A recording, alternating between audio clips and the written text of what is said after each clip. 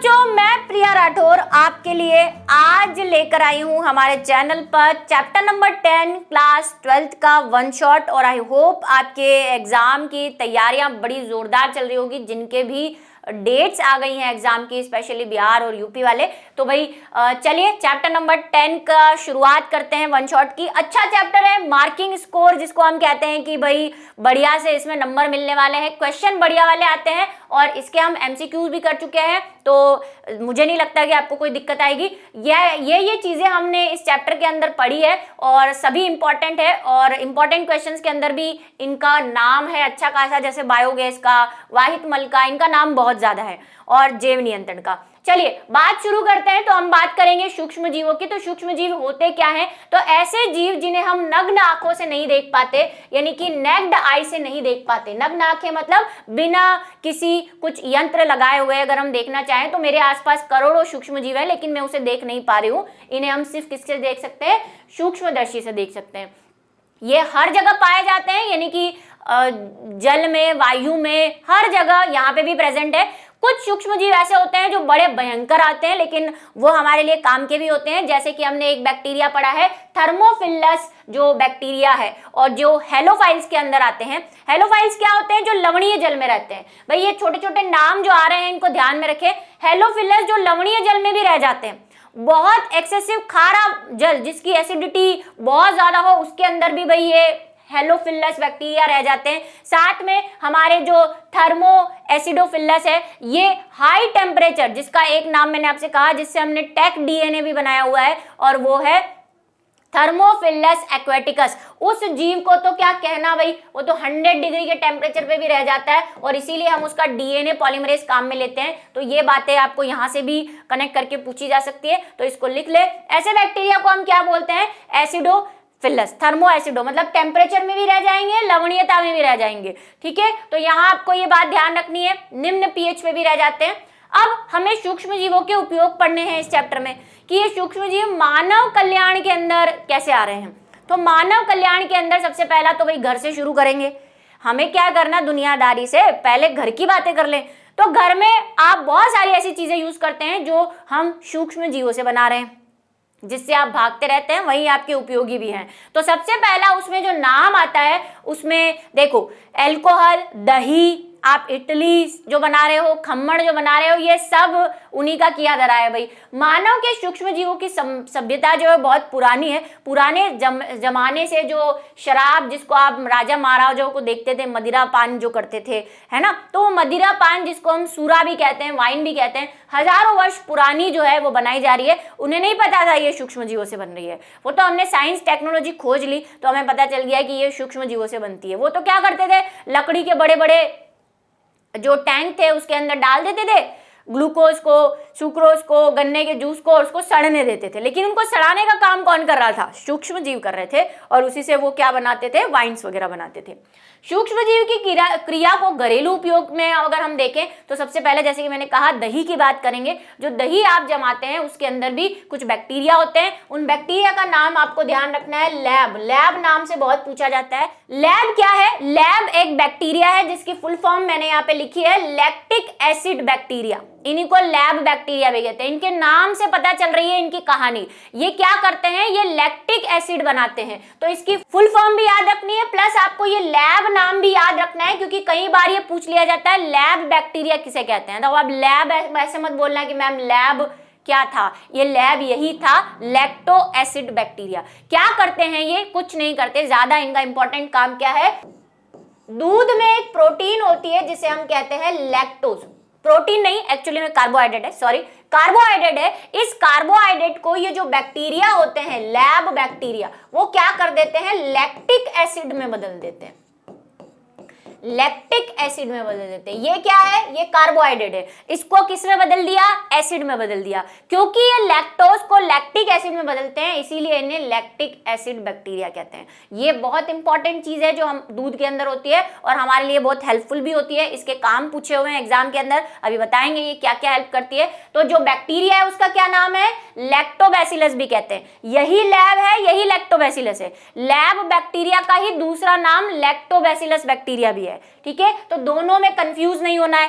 दूसरा Streptococcus bacteria भी होते हैं, जो स्ट्रेप्टोकोकस क्या होते हैं, ऐसे गोलाकार बैक्टीरिया होते हैं, ये भी दूध में पाए जाते हैं और दही जमाने में हेल्प करते हैं। तो दही का निर्माण इन दोनों से हो रहा है, लेकिन ये वाले ज्यादा भाई इंपॉर्टेंट है। तो स्ट्रेप्टोकोकस थर्मोफिलस भी है, जो दूध में एक अन्य बैक्टीरिया है। तो दोनों बैक्टीरिया आपको याद रखने हैं, दूध में या दही में आपसे पूछ ले कि दही में कौन कौन से बैक्टीरिया है, तो ये दोनों पाए जाते हैं। इस पे हमने एक प्रैक्टिकल भी किया था। अब इस प्रक्रिया को बहुत टाइम लगता है भाई, दही ऐसे ही नहीं जमता, 6-7 घंटे लगते हैं। क्या करना पड़ता है आपको, कोई भी दूध को आपको दही में कन्वर्ट करना है तो पहले आप उसके अंदर क्या डालते हैं, जामन। जामन सुना है कभी? थोड़ा सा दही डालना पड़ता है। आपकी मम्मी से पूछना कि दूध को जमाने के लिए हम थोड़ा सा दही उसके अंदर डालते हैं। उस दही में क्या होता है, वो थोड़ा सा दही क्यों डालना पड़ रहा है, क्योंकि उस दही में वो लैब बैक्टीरिया है, स्ट्रेप्टोबैक्टीरिया है। तो उनको जब हम दूध में डाल देते हैं तो वो बहुत स्पीड से ग्रो करते हैं और ग्रो करते करते सारे दूध को कन्वर्ट कर लेते हैं किसके अंदर, दही के अंदर। ठीक है, क्या कर देते हैं, दूध को दही में कन्वर्ट कर देते हैं। अब ये काम क्या आता है, ये इंपॉर्टेंट फिर से सवाल पूछा हुआ है, लैक्टोबैसिलस क्यों जरूरी है, 1 नंबर में पूछा था, लेकिन ज्यादा में पूछ ले तो भाई इसमें क्या होता है, दही के अंदर जो है वो विटामिन B12 की मात्रा जो है बढ़ा देता है, कौन, लैक्टोबैसिलस। और B12 हमारे लिए बहुत जरूरी होता है, हमारे ब्रेन की और हृदय की पेशियों को और तंत्रिकाओं को नियंत्रित करने में B12 का बहुत योगदान होता है। ठीक है, आहार नाल में लैक्टिक एसिड बैक्टीरिया होता है जो हमारे पाचन में हेल्प करेगा। देखो, हमारे पाचन से रिलेटेड जो रोग है, कोई बैक्टीरिया है आ गया है जो हमारे पाचन तंत्र को खराब कर रहा है, तो उससे जुड़ी हुई चीजों को भी ये क्या करेगा, वृद्धि को रोकेगा, दूसरे बैक्टीरिया को, पाचन को भी सही करेगा। दही से मक्खन निकालते हैं और मक्खन आपको पता है किसको पसंद नहीं है, मेरा तो फेवरेट है भाई। और छाछ भी बनती है दही से, जो आपको पता है दीवाने होते हैं भाई हमारे मारवाड़ में, तो छाछ ऐसे बोलते हैं लोग, कुछ नहीं दो छाछ दे दो तो भी जिंदा रह जाएंगे। ठीक है, तो प्रोटीन वगैरह भी जाता है इससे। अब है दूसरा घरेलू उपाय, गूथा हुआ आटा, जो आप भटूरे बनाते हो गरम गरम, है ना, तल तल के ऐसे फूले हुए भटूरे, जो इडली बनाते हो वो इडली फूली हुई बनती है, खम्मड़ बनाते हो वो सब आटे को घोल के बनाते हो। तो आटे को गूंथ के, जैसे कि गेहूं, चावल, दाल, चना, इन किसी का भी आटा हो सकता है, उसको गूंथ के हम क्या करते हैं, उसको रख देते हैं थोड़ी देर के लिए कहीं मॉइस्ट प्लेस पे, 2-3 घंटे मम्मी रख देती है ना। क्यों रखती है, ताकि उसके अंदर बैक्टीरिया आ जाए, उसको अच्छे से खाना शुरू कर दें। खा के वो क्या करेंगे, 2 चीजें, एक तो CO2 उत्पन्न करेंगे जिसकी वजह से आटा फूल जाएगा। केक भी इसी तरह से फूलता है। कई बार केक के लिए हम ईस्ट को डालते हैं, एक बाजार के अंदर आता है भाई, बेकर ईस्ट बोलते हैं इसको, ये भी पूछा हुआ है। इस ईस्ट को क्या बोलते हैं जो बेकरी में काम आता है, बेकर ईस्ट। और इसका साइंटिफिक नेम भी आपको याद रखना है, सैकेरोमाइसिटिस सर्वेसी। ठीक है, सैकेरोमाइसिटिस सर्वेसी नीचे आने वाला है वैसे नाम। तो भाई इडली को फुलाने के लिए भी हम किसका काम ले रहे हैं, सूक्ष्म जीवों का काम कर रहे हैं। बैक्टीरिया जो है वो CO2 उत्पन्न करते हैं, साथ में कुछ एल्कोहल भी उत्पन्न करते हैं, लेकिन जब हम वो भटूरा या इडली फुला रहे होते हैं तो वो एल्कोहल तो उड़ जाती है पानी बन के। ठीक है, कई बच्चे बोलेंगे मैम वो तो एल्कोहल भी उत्पन्न करते हैं, बिल्कुल करते हैं, गलत बात नहीं है। अच्छा, इस प्रक्रिया को क्या कहते हैं, इस प्रक्रिया को हम कह रहे हैं किण्वन। ठीक है, फर्मेंटेशन, किण्वन कह रहे हैं भाई, फर्मेंटेशन कहते हैं इसको। तो अगर आपको एक क्वेश्चन पूछ ले किण्वन क्या है, तो वहां पे डर मत जाना, यही किण्वन है। सूक्ष्म जीवों द्वारा जो कार्बोहाइड्रेट होती है भाई, चावल दाल और इनमें क्या है, कार्बोहाइड्रेट है ना, कार्बोहाइड्रेट को पचा के कार्बन डाइऑक्साइड और एथिल अल्कोहल बना लेते हैं, उसको किण्वन कहते हैं। और घरेलू रूप में हम इनको इस जगह पे काम में लेते हैं। उसके बाद ये देखो नाम आ गया है बेकर ईस्ट, जो कि सैकेरोस सर्वेसिस, इस पे भी क्वेश्चन बनता है, इंपॉर्टेंट, हमने किया भी है MCQ के अंदर, सारे क्वेश्चन कर लिए हमने, कुछ नहीं छोड़ा है। अगर कोई मेरे इंपॉर्टेंट क्वेश्चन MCQ पढ़ लेगा और एक 1 शॉट देख लेगा, उसका तो जन्म ही बन जाएगा इस बार का। ठीक है, और पेपर जिस तरह से आए हैं तो मुझे लगता है हम इस बार बढ़िया काम करने वाले हैं। पारंपरिक पेय पदार्थ और आहारों की एक बड़ी संख्या में सूक्ष्म जीव। पारंपरिक पेय पदार्थ मतलब वही अल्कोहल है, टोडी है, अभी आने वाला है, पुराने जो केरल वगैरह है वहां पे टोडी बनाई जाती है ताड़ से, है ना, तमिलनाडु में। तो यहाँ पे जो है सैकेरोमाइसिस, एक तो याद रखना है आपको कि कौन सा बैक्टीरिया को, कौन से ईस्ट, ये ईस्ट है, इसको बेकर ईस्ट कहते हैं। ब्रेड वगैरह फुलाने के लिए इसको काम में लेते हैं भाई, खमण, इडली, उसमें भी काम में लेते हैं आजकल, रेडीमेड आइटम जो आते हैं।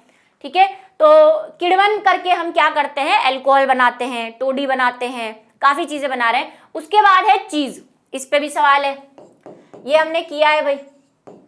चीज क्या है? चीज यानी कि जो आप वो पिज्जा पे घिस घिस के और एक्स्ट्रा चीज डालो ऐसे करके खाते हो। प्लस पनीर भी होता है, तो वो इंडियन पनीर को भी जो फॉरेनर होते हैं वो चीज ही कहते हैं, लेकिन पनीर में फर्मेंटेशन कम लगता है। वो तो दही को दूध को फाड़ के दही जमा के निकाल लेते हैं, लेकिन चीज को और ज्यादा फर्मेंटेशन किया जाता है, यानी और किण्वित किया जाता है, तो चीज में थोड़ा सा खटास और फ्लेवर आ जाता है।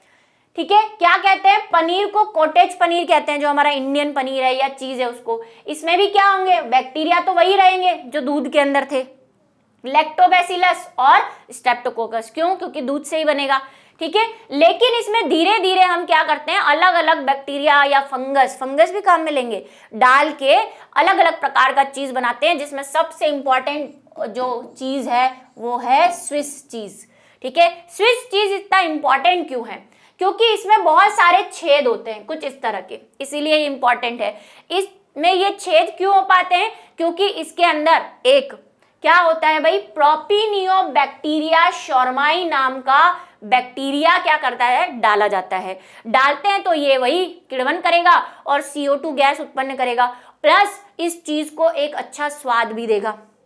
ठीक है, इसीलिए स्विस चीज जो है वो बड़ा फेमस है। इस बैक्टीरिया का नाम याद रखना है। यहाँ पे स्विस चीज में कौन सा बैक्टीरिया काम में आता है और इसकी क्या खासियत होती है कि इस चीज के अंदर छेद होते हैं, प्लस इसमें क्या होता है, टेस्ट भी थोड़ा सा डिफरेंट होता है। छेद क्यों होंगे? छेद जहां पे भी आ जाए वहां कार्बन डाइऑक्साइड बोल देना, क्योंकि वही बैक्टीरिया है, कार्बन डाइऑक्साइड उत्पन्न करेगा। स्विस चीज, ये भी हमने क्वेश्चन देखा था और आया हुआ भी है मॉडल पेपर के अंदर। प्रेपिनियोबैक्टीरिया मैंने आपको कैसे याद करवाया था भाई, सलमान खान का डायलॉग कि मैं तुम में इतने छेद करूंगा, तो भाई छेद है इसमें, इसीलिए ये छेद के मारे शर्मा गया है, तो इसको हमने बोल दिया शौर में नहीं। आगे वाला बैक्टीरिया शब्द तो है ही, प्रोपियो नाम याद रखना है आपको। प्रोपिनियोबैक्टीरिया, प्रोपियो मेरा नाम बिगाड़ के भी कर सकते हो भाई, मेरा नाम प्रिया है, इसको प्रोपियो कर दो। प्रोपियोबैक्टीरियम शर्मनाई की प्रिया मैम ने ऐसी कुछ शर्म लायक चीज बताई थी जिसको प्रोपिनियोबैक्टीरिया, जिसको स्विस चीज कहते हैं। एक दूसरा है रॉकफोर्ड पनीर। ये क्वेश्चन वैसे नहीं पूछा हुआ है लेकिन फिर भी आ सकता है। इसका भी सिंपल है, इसमें कवक काम में ले रहे हैं। देखो इसमें ईस्ट काम में ले रहे हैं, ये भी आपको ध्यान रखना है। बैक्टीरिया काम में ले रहे हैं, इसमें कवक काम में ले रहे हैं। कई बार ऑप्शन में ये नाम नहीं देख के पूछ देगा, ईस्ट, कवक, बैक्टीरिया, ये तो इसमें कवक है। कौन सा? पेनिसिलियम, तो आपको नाम याद है ही, उसके आगे बस रॉकफोर्टाई तो लगाना है। यहाँ पे रॉकफोर्ट है, यहाँ पे रॉकफोर्टाई है। इसकी क्या खासियत होती है? डिजाइन देखो, इसकी मोज़ेक डिजाइन है, प्लस इसके अंदर भी टेस्ट होता है। ठीक है, वृद्धि परिपक्व किया जाता है, तो ये भी एक प्रकार का चीज है। अन्य घरेलू उत्पाद कौन से हैं? अन्य घरेलू उत्पाद, देखो इस पे क्वेश्चन आ सकता है, सूक्ष्म जीवों द्वारा प्राप्त घरेलू उत्पादों के नाम बताओ या घरेलू उत्पादों पर टिप्पणी करो, वो हो गए। उसके बाद अन्य भी है, जैसे टोडी मैंने अभी कहा था। ये क्या है? ये एक पारंपरिक पेय पदार्थ है, मतलब ड्रिंक है ये एक, और कहाँ काम में लाई जाती है? ये क्या करते हैं, जो साउथ साइड है इंडिया का, जो साउथ रीजन है, तमिलनाडु, केरल, यहाँ पे ताड़ के वृक्ष बहुत ज्यादा होता है, पाम ट्री बहुत होते हैं, तो उन पाम ट्री के तने और पुष्प के गुच्छों से एक सेप निकलता है, एक द्रव्य निकलता है, उस द्रव्य को सड़ाते हैं, किण्वित करते हैं और किण्वन करके एक ड्रिंक बनाते हैं, जिसको हम क्या कहते हैं? टोडी कहते हैं। तो आपको याद रखना है। उसके बाद मछलियों को भी फर्मेंट किया जाता है। जो फॉरेन कंट्रीज है, हमारे यहाँ इंडिया में इतना कल्चर नहीं है, वहां पे क्या करते हैं, फिश पे नमक डाल के, मिर्च, जैसे हम अचार बनाते हैं, ये अचार जैसा ही समझ लो, इस पे फिश पे नमक मसाला डाल के उसको विनेगर या नॉर्मली भी क्या कर देते हैं, स्टोर कर देते हैं, उसको किण्वित कर देते हैं, वही फर्मेंटेशन।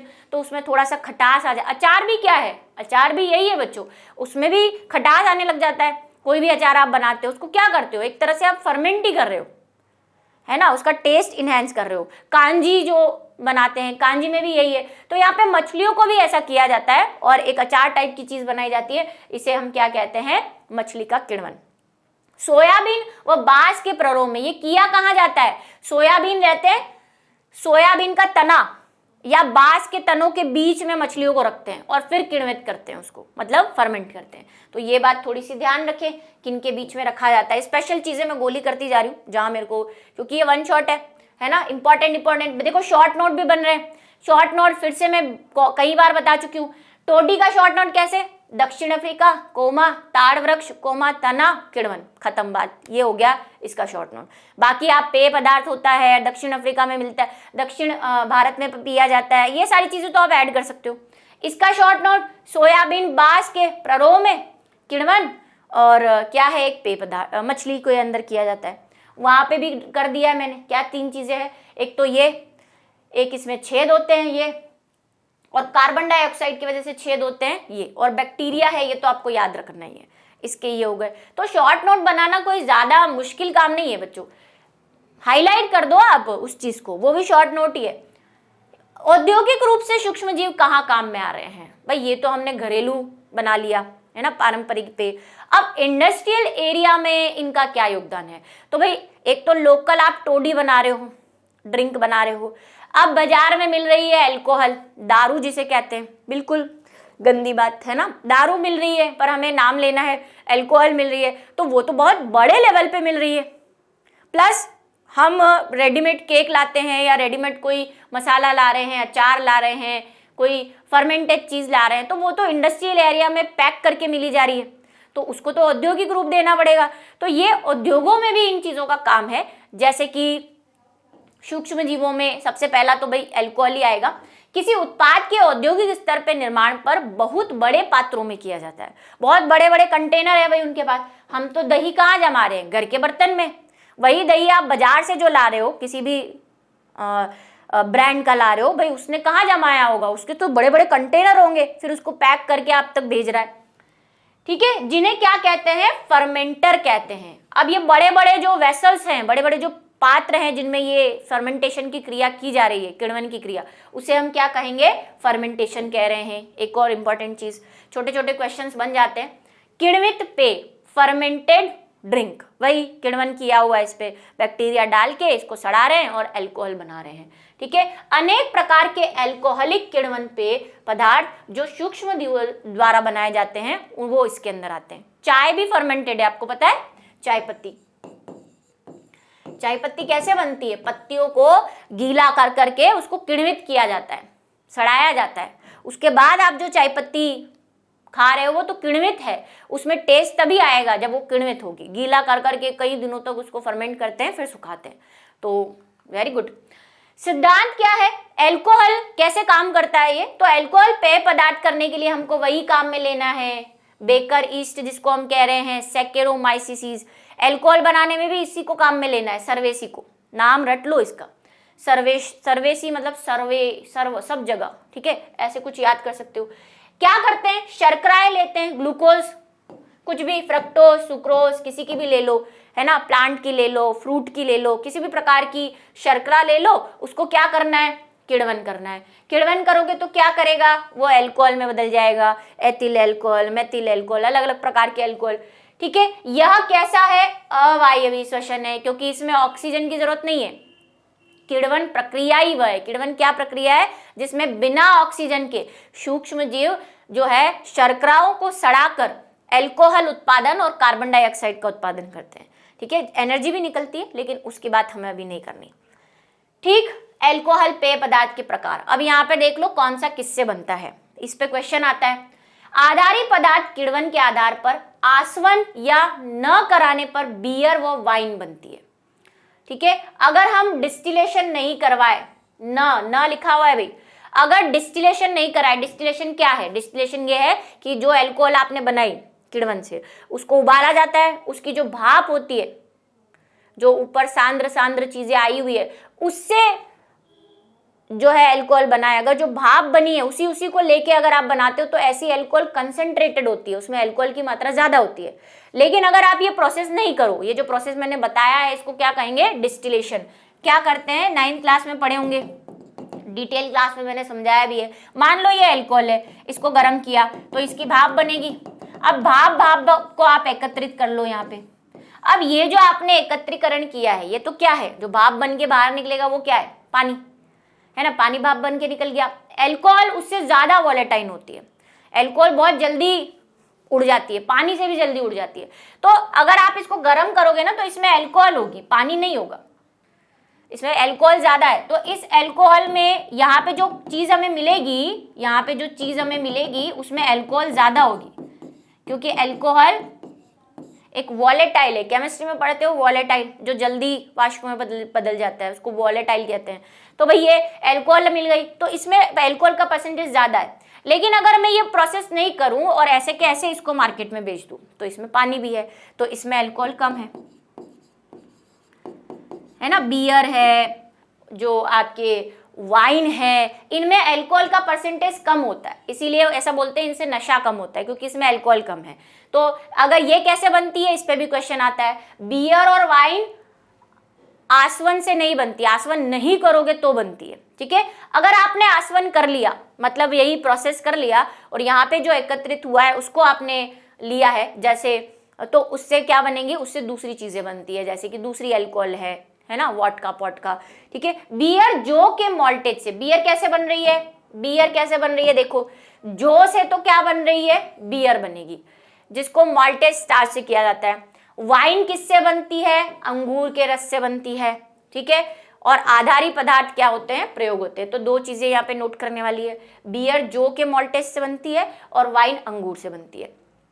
अगर हम इन गैर आश्रित अल्कोहल पेय पदार्थों को, अल्कोहल की मात्रा कितनी है, देखो इसमें 5 से 15% ही है, बस कम है, ठीक है, कम है, क्योंकि हमने इसको डिस्टिल नहीं किया, हमने इसको आश्रित नहीं किया, ये वाला प्रोसेस नहीं किया, डायरेक्टली मार्केट में सप्लाई कर दिया, तो ये 5 से 15% है। अगर हम इसको आश्रित कर देते, तो जैसे विस्की, रम, जिन, ब्रांडी, ये सब किससे बन रही है, ये आसवन से बन रही है, तो इसमें पानी तो सारा रह जाएगा, जो मेन चीजें रहेंगी अल्कोहल, वो परसेंटेज ज्यादा रहेगा, ठीक है।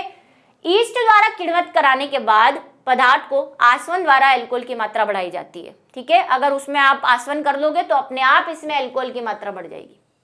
अब इसमें सब में अलग अलग है, किसी में 70% रहती है, किसी में 90% रहती है, किसी में 60% रहती है। वैसे 90% वाला मार्केट में अलाउ नहीं है, ठीक है, गवर्नमेंट ने एक लिमिट तय कर रखी है कि 60-70% होनी चाहिए अल्कोहल, ठीक है। आश्रित पेयों में भी इसकी मात्रा निर्माण प्रयोग के आधार पर अलग अलग होते हैं। विस्की माल्ट से मिलती है, धान से, चावल जिसको कहते हैं, ठीक है। आलू की स्टार्च से भी मिल सकती है। किन से बनती है बताओ, बनानी नहीं है लेकिन याद करना है। विस्की तो किससे बनेगी, माल्ट, धान्य मतलब चावल और आलू की स्टार्च से। रम किससे बन रही है, मोलासेस से बन रही है। मोलासेस क्या होता है, गन्ना से जब शक्कर बनाते हैं तो शक्कर बनने से के बाद में एक वेस्ट मटेरियल बच जाता है, जिसको बोलते हैं मेलासेस, ब्लैक कलर का होता है, ठीक है, उससे बना रहे हैं, ठीक है, उसको फर्मेंट करके। तो आपको ये याद रखना है किससे क्या बनता है। सारे गोले जो मैं करती जा रही हूँ इंपॉर्टेंट चीजें हैं। आ जाओ, अब है एंटीबायोटिक्स, यानी कि प्रतिजैविक दवाइयाँ। एंटीबायोटिक्स खाते हो, बुखार आ गया दवाई खा ली, है ना, फीवर, सर दुख रहा है दवाई खा ली, सब में क्या है, सब में एंटीबायोटिक्स है। क्या होते हैं एंटीबायोटिक्स, जो हमारे शरीर में जाके जो एंटीजन आए हैं, एंटीजन समझते हो ना, सब हम पढ़ चुके हैं क्लास 12th में। जो बैक्टीरिया, वायरस होते हैं उनके ऊपर जो लगे रहते हैं प्रोटीन, जो हमारे शरीर में नुकसान पहुंचा रहे हैं, उनको एंटीजन कहते हैं। ये एंटीजन को जाके मारेंगे, बैक्टीरिया को जाके मारेंगे। तो एंटीबॉडी हम क्या करते हैं, बाहर से लेते हैं। जब हमें अंदर हमारे शरीर काम नहीं कर रहा है, बीमार हो गए, एंटीबॉडी अच्छे नहीं बन रहे, तो फिर बाहर से एंटीबॉडी लेने पड़ते हैं। और उन दवाइयों को जिनमें एंटीबॉडी होते हैं उन्हें कहते हैं एंटीबायोटिक्स। ये चीज ध्यान रखना, सवाल आया हुआ है। एंटीबायोटिक्स क्या है, ऐसी औषधियां या दवाइयां जिनमें एंटीबॉडी होते हैं, जो रोगाणुओं को मारने में मदद करते हैं, वो औषधियां क्या कहलाती हैं, एंटीबायोटिक्स। इनकी खोज पे बहुत प्रश्न आए हुए हैं।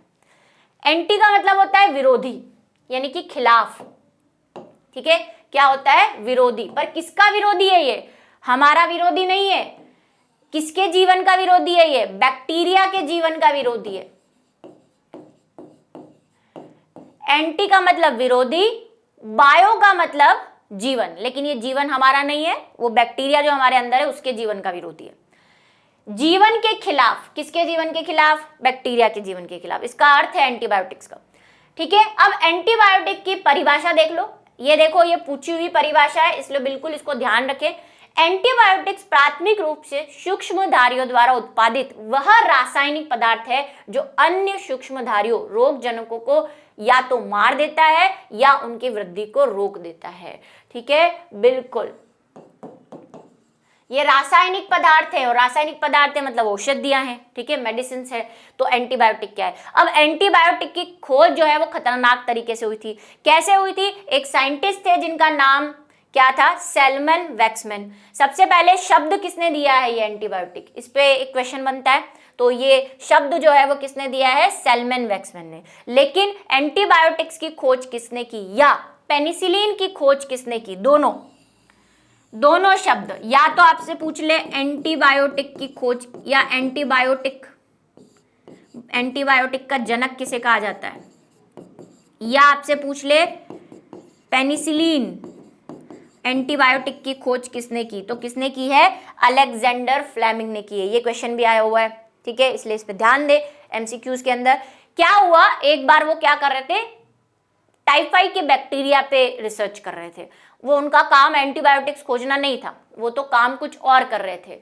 वो क्या कर रहे थे? वो एक दूसरे बैक्टीरिया पे काम कर रहे थे। अब बैक्टीरिया पे काम कर रहे थे और उस बैक्टीरिया को किसी पेट्री डिश के अंदर उगा रहे थे। लेकिन उन्होंने देखा कि एक पेट्री डिश उन्होंने दूसरी ली, इस बैक्टीरिया को इधर ट्रांसफर करना था उनको। एक पेट्री डिश उन्होंने ली जिसको धोया भी था, लेकिन धोने के बाद भी इस पे क्या लगी हुई थी? कुछ कवक लग गई थी, फंगस लग गई थी। ठीक है, और फिर इन्होंने इस बैक्टीरिया को यहां ट्रांसफर कर दिया। अब यहाँ पे जब इन्होंने ट्रांसफर किया इसको, तो ये जो बैक्टीरिया थे वो उगे ही नहीं, वृद्धि ही नहीं कर रहे। यहाँ तो भयानक रूप से वृद्धि कर रहे थे, यहाँ पे करे ही नहीं। तो उन्हें पता चला ऐसा क्यों हुआ। तो उन्होंने देखा कि यहाँ पे जो कवक है, यहाँ पे एक कवक बैठी हुई है, जो फंगस लगी हुई थी पेट्री डिश में, उसका नाम क्या था? पेनिसिलिन था। तो पेनिसिलियम था उस कवक का नाम। तो पेनिसिलियम से कुछ ऐसा सिक्रीट हो रहा है, कुछ ऐसा स्त्रावित हो रहा है जो इस बैक्टीरिया को वृद्धि नहीं करने दे रहा। तो उन्होंने कहा ये तो खुशखबरी है, अगर हम इस पेनिसिलियम से वो दवाई निकाल लें या वो रसायन निकाल लें और हमारे शरीर में डाल दें, तो हमारे शरीर में भी सूक्ष्म जीवों की वृद्धि नहीं होगी। तो यहीं से उन्होंने जो दवाई निकाली, इससे जो मेडिसिन निकाली, उसको क्या नाम दिया? उसको नाम दिया पेनिसिलिन। पेनिसिलिन एंटीबायोटिक है। पेनिसिलिन इससे निकला हुआ द्रव्य है या औषधि है पेनिसिलिन, और पेनिसिलियम एक कवक है। इस बात पे ध्यान रखिएगा, पेनिसिलियम, पेनिसिलिन। ठीक है, तो उन्होंने क्या किया? इसकी खोज की। और किससे की थी? ये जो कवक था वो कौन सा था? ये कवक जो था वो था पेनिसिलियम नोटेटम। क्वेश्चन आया हुआ है भाई कि पेनिसिलिन किससे प्राप्त होती है? Penicillium notatum. ठीक है, और एनसीईआरटी में पीछे भी दे रखा है कि कोई दो औषधियों के नाम बताओ जिससे पेनिसिलिन प्राप्त होती है या एंटीबायोटिक प्राप्त होती है। तो इसको ध्यान रखना है। ठीक है, अब इसका नाम क्या रखा? पेनिसिलिन नाम रखा, क्योंकि ये पेनिसिलियम से बनी थी। उसके बाद दो और साइंटिस्ट आए, चेन और फ्लोरे। इनका नाम भी याद रखना है, इस पे भी क्वेश्चन है बना हुआ है कि इन्होंने आगे रिसर्च की और फिर इसको और अधिक डेवलप किया। और इसीलिए फिर तीनों को, फ्लेमिंग को, चेन को और फ्लोरे को, तीनों को इस खोज के लिए नोबेल पुरस्कार दिया गया। इसको काम में लिया गया भाई, इससे उपचार किया गया सैनिकों का दूसरे विश्व युद्ध में। फिर इन तीनों को कॉमनली एक नोबेल पुरस्कार, इस पे भी क्वेश्चन है, सब पे क्वेश्चन आए हुए हैं कि किसको नोबेल पुरस्कार मिला था। तीनों को मिला था, फ्लेमिंग को भी, चेन को भी और फ्लोरे को।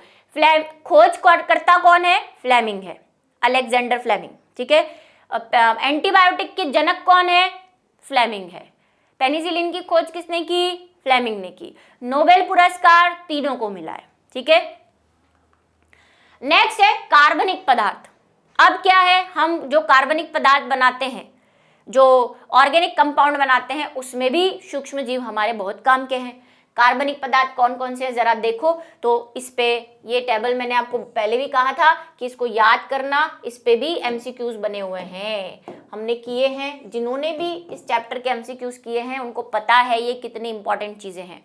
देखो, सिट्रिक एसिड किससे बनता है? एस्परजिलस नाइगर, एक कवक है, उससे बनता है। क्या काम आता है? कन्फेक्शनरी, रंगाई और प्रिजर्वेटिव के काम में आता है। एसिडिक अम्ल क्या होता है? एसिटिबैक्टीरिया, इन सब के नाम, या ये चीज नहीं पूछी हुई है लेकिन ये वाले पे बहुत सवाल है। किससे? एसिटिक अम्ल, एसिटोबैक्टीरिया, ऐसे सेम से नाम है, देखो सिट्रिक अम्ल, एस्परजिलस नाइगर, एसिटिक अम्ल, एसिटोबैक्टर, एसिटाई लगा हुआ है पीछे, butyric acid, Clostridium butyricum, lactic acid, Lactobacillus bulgaricus, ठीक है। और ये इनके काम है कि ये इनसे क्या हमें मिलता है। लैक्टिक अम्ल का तो हमने वैसे ही काम दूध वाले में पढ़ा था, ठीक है।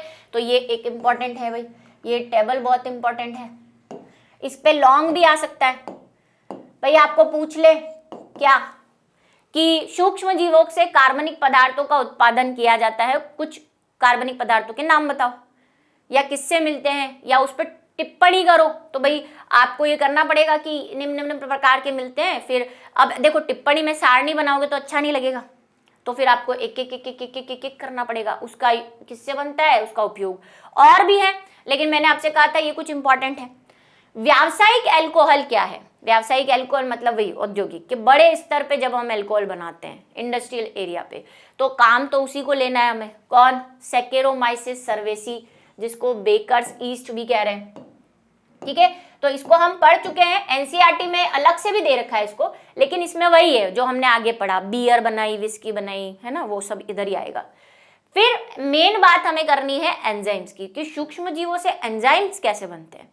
सूक्ष्म जीव औद्योगिक महत्व में अनेक एंजाइम्स काम में लेते हैं, और यहां से फिर इंपॉर्टेंट टेबल आने वाली है, ठीक है।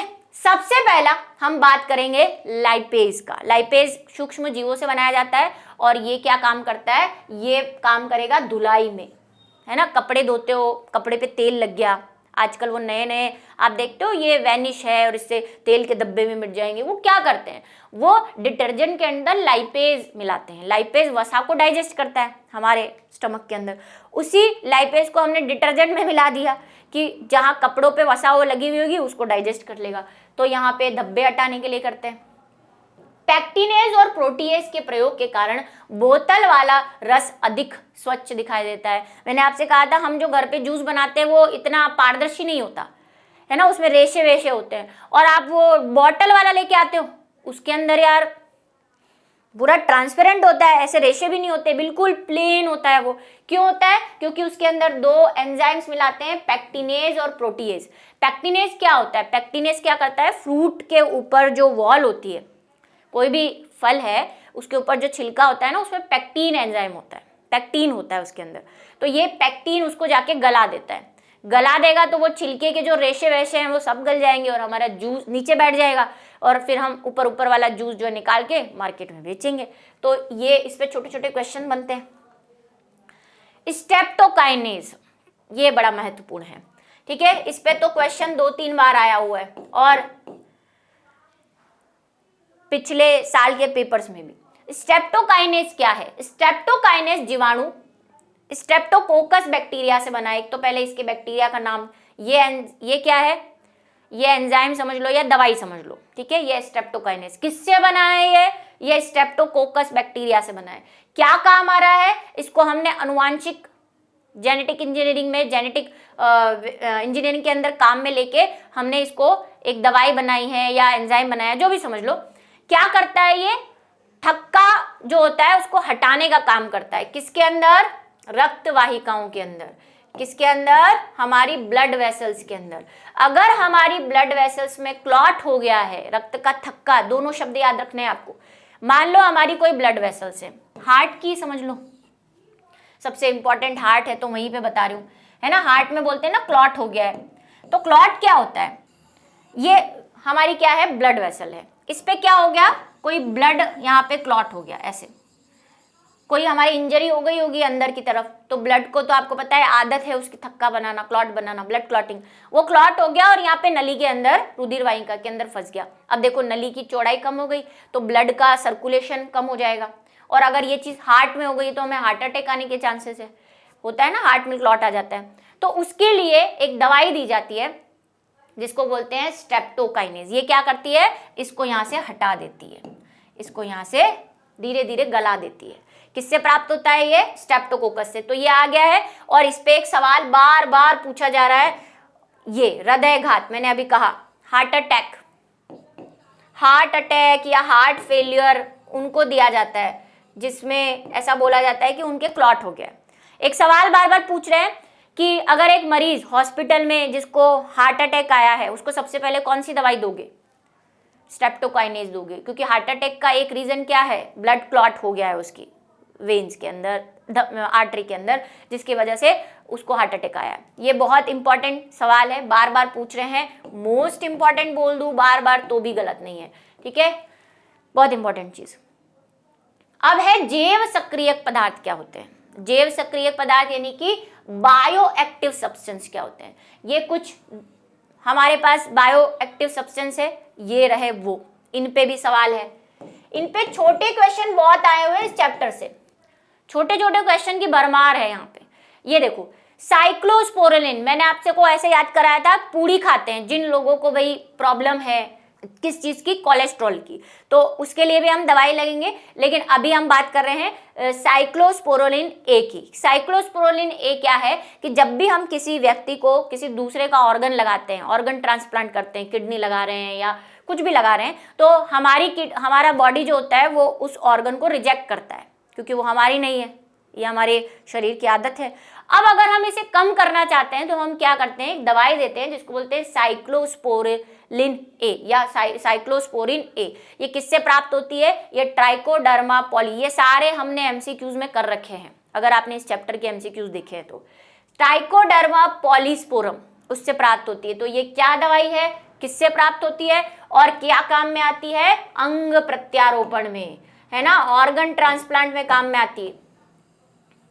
और प्रतिरक्षा निरोधन, इम्यूनल सप्रेसर, सप्रेशन का मतलब हमारे प्रतिरक्षा तंत्र को दबा देती है, सप्रेस कर देती है, ताकि वो जो ऑर्गन हम बाहर से लगा रहे हैं उसको मार धाड़ नहीं दे, ठीक है। उसके बाद है स्टेनिन। स्टेनिन क्या काम आ रहा है? ये स्टेनिन जो है मोनेस्कस परप्यूरिया से काम में आ रहा है। मैंने आपको बताया था ये पूरिया से पूरी याद कर लेना कि पूरी, तेल से निकली हुई पूरी जो आपको बहुत पसंद है, आप खाना चाहते हो लेकिन आप नहीं खा रहे क्योंकि आपको कोलेस्ट्रॉल की प्रॉब्लम है। पहले मैं बहुत दुखी हुआ करती थी क्योंकि मैं पूरी नहीं खा पाती थी, अब मैं पूरी के ऊपर स्टेनिन को भभरा के, स्टेनिन को लगा के खा लेती हूँ तो मेरा कोलेस्ट्रॉल क्या हो जाता है? कंट्रोल हो जाता है। ऐसे याद करना है, ये फैक्ट नहीं है, ठीक है।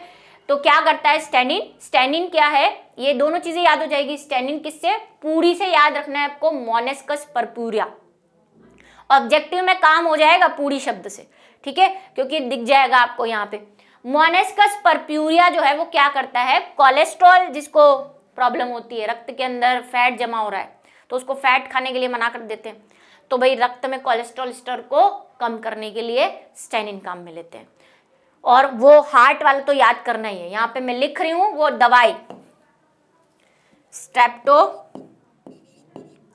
स्ट्रेप्टोकाइनेज तो लिखनी ही है, वो तो बहुत बार वैसे ही पूछ ली, ठीक है। तीसरा नंबर आ जाओ। अब नेक्स्ट है वाहित मल उपचार। लंबे लॉन्ग आंसर्स के अंदर सबसे फेमस क्वेश्चन है इस चैप्टर का, लॉन्ग आंसर में, और आपने देखा है शायद एक मॉडल पेपर के अंदर पूछा भी है।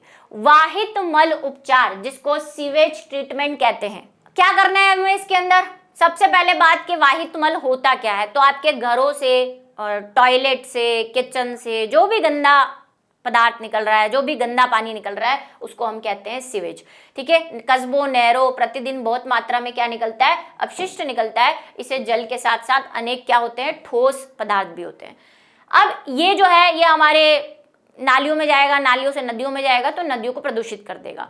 तो हमें इसको क्या करना है भाई? सेव करना है कि कैसे इसका निजात दिलाएं। तो ये व्यर्थ या अपशिष्ट जल क्या कहलाता है? सीवेज। ये परिभाषा भी पूछी हुई है कहीं पेपर में कि वाहित मल क्या है, कुछ नहीं तो वाहित मल ही पूछ लो, ठीक है। सीवेज में बड़ी मात्रा में कार्बनिक पदार्थ होते हैं, ये बात बहुत इंपॉर्टेंट है। सीवेज में सबसे ज्यादा क्या होते हैं? कार्बनिक पदार्थ होते हैं। सूक्ष्म जीव भी होते हैं, ठीक है, अनेक रोगजनक सूक्ष्म जीव भी होते हैं जो हमें नुकसान पहुंचाते हैं, पर ये कार्बनिक पदार्थ वाला चीज तो आपको याद करनी है। अब हमें क्या करना है? इसका उपचार करना है। तो इसके लिए हम क्या लगाएंगे? STP। ये STP नाम मैंने क्लास में भी बोला था, इसको याद रखना, अभी फिर से कह रही हूँ, STP नाम याद रखना है। सीवेज ट्रीटमेंट प्लांट की शॉर्ट फॉर्म है STP। पी। हिंदी में क्या कहते हैं इसको? वाहित मल उपचार संयंत्र, वाहित मल उपचार संयंत्र। ठीक है, चलो क्या है, अब क्या करना है हमें? ये नालियों से जो पानी निकल रहा है गंदा, इसको नदी में नहीं जाने देना है। हम क्या करेंगे, नदी में जाने से पहले इसको हमने एक प्लांट लगा रखा है, एक संयंत्र लगा रखा है, वहां पे इन सारा पानी को भेज देंगे। वहां पे इस पानी को साफ करेंगे, साफ करने के बाद इस पानी को नदियों में डालेंगे और इसी को हम कह रहे हैं वाहित मल उपचार। उपचार कर दें इसका, ताकि ये गंदा नहीं हो और नदियों को भी गंदा नहीं करे। ठीक है, तो वाहित मल उपचार किया जाता है, ट्रीटमेंट संयंत्र लगाया जाता है और नदियों को प्रदूषित होने से रोका जाता है। क्यों किया जाता है, ये उसका आंसर है। सीवेज ट्रीटमेंट प्लांट में व्यर्थ जल का उपचार करके इस जल को प्राकृतिक रूप से पाए जाने वाले परपोषी सूक्ष्म जीवों की मदद से किया जाता है। चैप्टर ही यही है, सूक्ष्म जीवों का क्या योगदान है उस उपचार में। तो देखो, बिगाड़ भी यही रहे हैं, सुधरवाएंगे भी हम इन्हीं से। वाहित मल में सूक्ष्म जीव है, रोगजनक जीव है, अब उनको ही हटाना है हमें दूसरे सूक्ष्म जीवों की मदद से। ठीक है, इसीलिए इसमें योगदान है। यह उपचार 2 चरणों में होता है।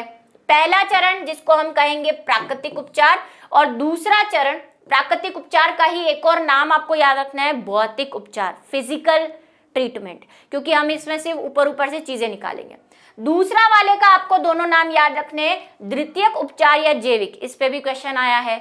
निम्न में से जैविक उपचार कहा जाता है द्वितीयक उपचार को? प्राथमिक वाला भौतिक है, द्वितीयक वाला जैविक है। क्योंकि हम क्यों कह रहे हैं इसको जैविक उपचार? क्योंकि इसमें जीव यूज करोगे आप, सूक्ष्म जीव यहां यूज करोगे, पहले वाले में नहीं करोगे। पहले वाले ट्रीटमेंट में, प्राथमिक उपचार में सूक्ष्म जीवों का कोई उपयोग नहीं होगा, दूसरे वाले में सूक्ष्म जीव उपयोग करोगे आप जल को साफ करने के लिए, इसीलिए इसको जैविक कह रहे हैं। रीजन भी पता होना चाहिए, क्यों आगे लगा देगा तो फिर आप वहीं ढेर हो जाओगे। पता सब है आपको, पूरा आपने रटा हुआ है वाहित मल, लेकिन ऐसे सवाल आपको खा जाएंगे, रीजन ही पता नहीं इसको क्यों। भाई कभी कॉमन सेंस कोई बच्चा लगा रहे जैविक, अच्छा इसमें सूक्ष्म जीव यूज करते हैं इसीलिए जैविक, तो बात अलग है, लेकिन ध्यान रखना है। अब प्राथमिक उपचार में क्या कर रहे हैं? प्राथमिक उपचार में सबसे पहले हम पानी को लेके आएंगे। ठीक है, पानी को लेके आएंगे और इसको बड़े बड़े टैंकरों में डाल देंगे।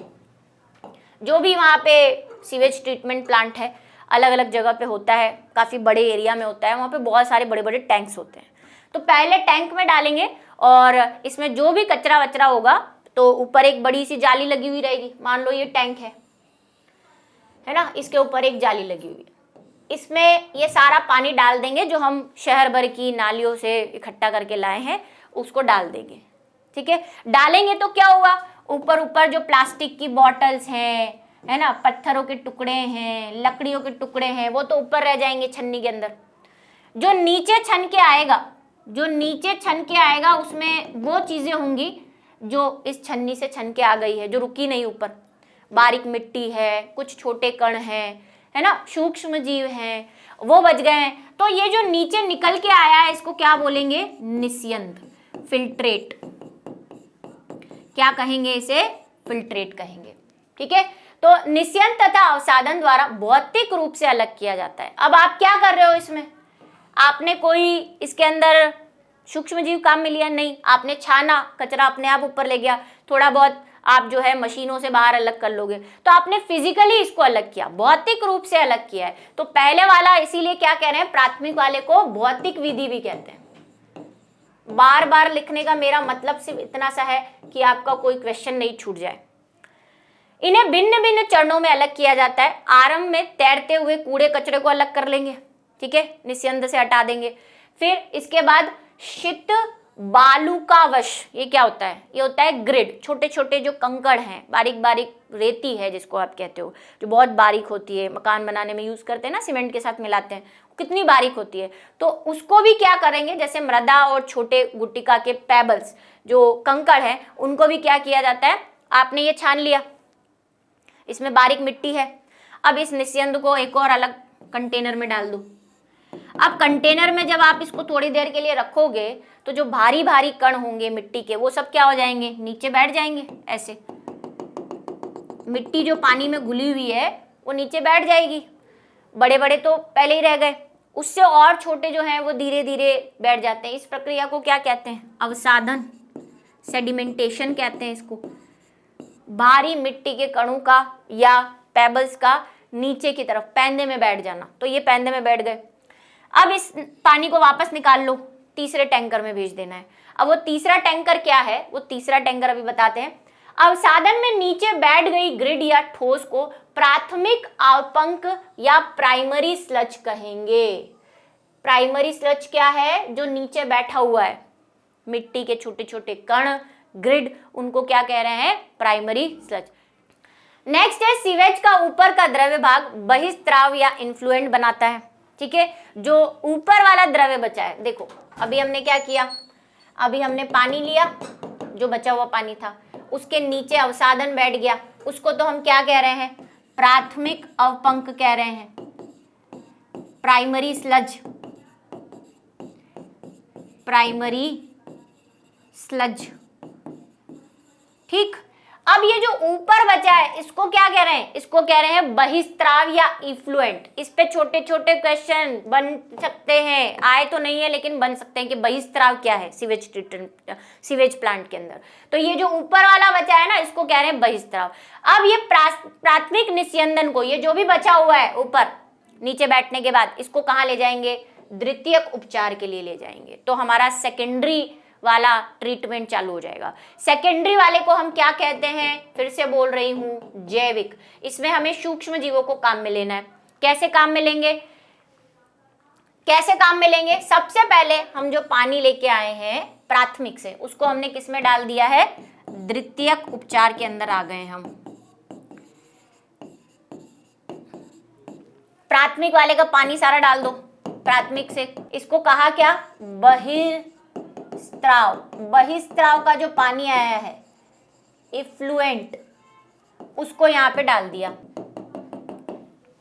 अब इसमें हम क्या डालेंगे, वायुवीय बैक्टीरिया डालेंगे, वायुवीय बैक्टीरिया, सूक्ष्म जीव डालेंगे इसके अंदर। वायुवीय बैक्टीरिया क्या करेंगे, वायुवीय बैक्टीरिया इनको खा लेंगे। ये क्या है, आपको बात में याद दिलाती हूँ, वाहित मल में सबसे ज्यादा क्या होता है, कार्बनिक पदार्थ। तो यहाँ पे कार्बनिक पदार्थ है, इन कार्बनिक पदार्थ को खाएंगे और क्या बनाएंगे, वही CO2, एथिल एल्कोहल, जो भी इनको बनाना है, ऑक्सीजन। एथिल एल्कोहल तो बनेंगे ही नहीं क्योंकि ये वायु भी है। साथ में हमें एरेटर भी देना है, इसको एयर भी देते रहेंगे साथ में, क्योंकि इन वायु भी है ना, इनको ऑक्सीजन चाहिए श्वसन करने के लिए। तो ये श्वसन करेंगे और कार्बनिक पदार्थ को पचा देंगे, डाइजेस्ट कर देंगे। कार्बनिक पदार्थ जब पचेगा, डाइजेस्ट होगा, तो यहाँ पे कुछ और फंगस भी पाई जा रही है। कार्बनिक पदार्थ पचा के और यहाँ पे ये कुछ ऐसी संरचनाएं बना देंगे कार्बनिक पदार्थों की, पचे हुए मल की, जिसको कहते हैं फ्लॉक्स। इस फ्लॉक्स के अंदर सिर्फ कार्बनिक पदार्थों के पचित पदार्थ नहीं होते, बल्कि कुछ तंतु भी, कवक तंतु भी यहाँ पे गुच्छे में रहते हैं। ये कवक तंतु इससे आके जुड़ जाते हैं। तो ये क्वेश्चन बनता है, फ्लॉक्स क्या होते हैं, कार्बनिक पदार्थों के पचित पदार्थ व कवक तंतुओं के गुच्छों को क्या कहते हैं, फ्लॉक्स कहते हैं। दोनों मिले हुए हैं, ये आपस में दोस्ताना कर लिया इन्होंने। ठीक है, तो यहाँ पे भाई पानी जो है आपका क्या हो गया, ये फ्लॉक्स क्या होंगे, ये यहाँ पे रह जाएंगे। फ्लॉक्स यहाँ रह जाएंगे और धीरे धीरे नीचे बैठ जाएंगे। ये नीचे आके बैठ गए, ये फ्लॉक्स आ गया। ठीक है, ऊपर वाला पानी आप निकाल लो और ऊपर वाला पानी नदियों में बहा दो, ये बिल्कुल जो है साफ है। ये अभी नदी में नहीं बहा रहे हैं, हम क्या कर रहे हैं, अभी इसको एक और ट्रीट करेंगे। भाई इनको इनाम देना है हमें, इन्होंने इतना अच्छा काम किया है तो इनको इनाम देंगे। अभी नदी में नहीं बहाएंगे इनको, पहले हम इनको इनाम देंगे। इस पानी को हम क्या करेंगे, अलग टैंक में ले जाएंगे, यहां पे डालेंगे अवायवीय बैक्टीरिया। पहले वायु खिला दी, अब अवायु खिलाएंगे। ठीक है, अवायवीय बैक्टीरिया खिलाएंगे। ये अवायवीय बैक्टीरिया क्या करेंगे, इन फ्लॉक्स को, ये जो फ्लॉक्स हमारे पास जमा है और जो पानी है बचा हुआ, उसको क्या कर देंगे, फ्लॉक्स को भी पचा देंगे और पानी में जो दूसरे सूक्ष्म जीव हैं, ये वाले वायुवी वाले हैं ना अभी पानी के अंदर, उनको क्या कर देंगे, खा जाएंगे। तो अवायवी वाले वायुवी वालों को खा जाएंगे, प्लस फ्लॉक्स को भी खा जाएंगे। अच्छा, सारा फ्लॉक्स हमें बर्बाद नहीं करना है, इसमें से कुछ जो हमारे पास बचा हुआ है उसको हमें आगे की तरफ वापस काम में लेना है, तो उसमें से कुछ मात्रा हम निकाल लेंगे, क्योंकि आगे जो हमारा दूसरा गंदगी आ रही है, दूसरा गंदा पानी आ रहा है, उसके लिए भी तो हमें कुछ चाहिए। जैसे दही जमाने के लिए जावण चाहिए होता है, वैसे यहाँ पे हमें ट्रीट करने के लिए और ऐसे फ्लॉक्स चाहिए। तो कुछ फ्लॉक्स को, कुछ पदार्थ को हम क्या कर लेते हैं, निकाल लेते हैं आगे के लिए, कि आगे जो दूसरा पानी आएगा उसको भी यही ट्रीटमेंट देना है। फिर जो पानी बचेगा, अब देखो वायवीय भी मर गए, अवायवीय आ गए हैं, अवायवीय अपने आप धीरे धीरे खत्म हो जाएंगे। इस पानी को हम नदियों में बहा देंगे, ठीक है, नदियों के अंदर डाल देंगे। बस यही है, ये बिल्कुल शॉर्ट में समझाया है हमने, डिटेल क्लास के अंदर उसको हमने बहुत और भी अलग तरीके से किया था। चलिए, द्वितीयक उपचार में क्या है? द्वितीयक उपचार में जीव विज्ञान वैज्ञानिक उपचार में प्राथमिक बहिस्त्राव को बड़े वायवीय टैंकों में डाला जाता है। ठीक है, क्या करना है, वायवीय टैंकों के अंदर डालना है। वायवीय टैंकों में डालेंगे तो क्या करेंगे, यहाँ पे जो सूक्ष्म जीव है वो इसका लगातार इसको खाएंगे कार्बनिक पदार्थों को, और क्या करेंगे, सूक्ष्म जीवों के प्रबल शक्तिशाली वृद्धि उवर्णक, उवर्णक का मतलब कवकीय तंतु, और उनसे जुड़े जीवाणु को जाली जैसी संरचना बना लेते हैं। इसी को हम क्या कह रहे हैं, इसी को फ्लॉक्स कह रहे हैं बच्चों। फ्लॉक्स क्या है, क्वेश्चन आ सकता है। ठीक है, फ्लॉक्स कहते हैं। वृद्धि के दौरान यह सूक्ष्मजीव बहिस्त्राव में उपस्थित कार्बनिक पदार्थों को के प्रमुख भागों की खपत करते हैं। कार्बनिक पदार्थ खाएंगे और खा के वो फ्लॉक्स बना देंगे। फ्लॉक्स में क्या होगा, सूक्ष्मजीव प्लस कवकीय तंतु। सूक्ष्मजीव जो वृद्धि कर रहे हैं उनके उर्वण और कवकीय तंतु से जुड़े हुए जीवाणु, ये सब जाली जैसी संरचना बना लेते हैं, उसको फ्लॉक्स कहते हैं। अब इसको किस में डालेंगे, अवायवीय वाले सेगमेंट में डाल देंगे। अवायवीय वाले क्या करेंगे, जो स्लज के फ्लॉक्स हैं, जो कवक तंतु और जीवाणुओं का झुंड बचा है, उसको भी पाचित कर लेंगे।